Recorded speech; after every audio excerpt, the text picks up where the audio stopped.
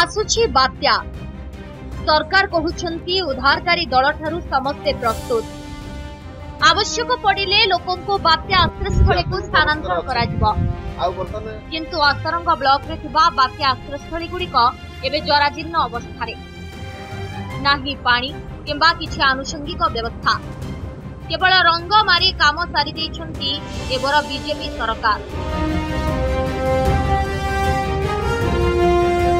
ओडिशा अनिश्चित महाबात्या 2013 फाइलेन 2014 हुदहुद 2018 तितली और 2019 फनी भली बात्या ओडिशा को दोहलाई देइतला। पूर्व सरकार समय दुर्विपाक रे जीरो काजुआलिटी थिला महामंत्र सजाग थिला प्रशासन एवं क्षमता परिवर्तन पर जराजीर्ण अवस्था बात्या आश्रयस्थली रक्षणाबेक्षण अभाव पलटि भूत कोठी केउठी भांगी रुचि गलानी तो केउठी सरीसृपों बासस्थली पलटि पुरी जिला असरंग ब्लॉक अंतर्गत समुद्र ठारू अनति दूर अवस्थित गाँ गुड़िक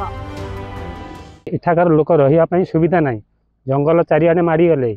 लोकवास केमिति करिवे केमिति रहिबे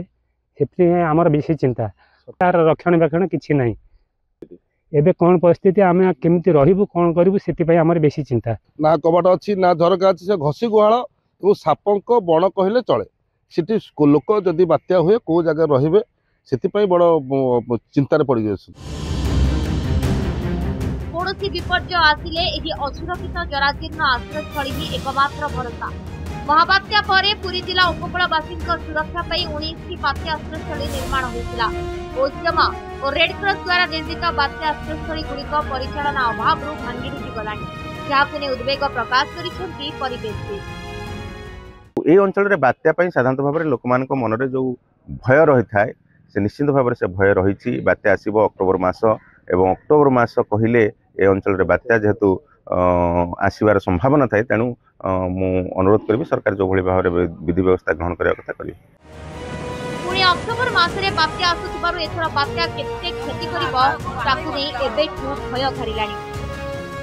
केतोटी बात्या आश्रयस्थली रे रंग मारी ऊपर चिकण भीतर फंपा सजाई देइछंती आगु को आसुथिबा बात्या ताहा केते क्षति करिवो ताकु नै एबे उठुची मनरे छनका।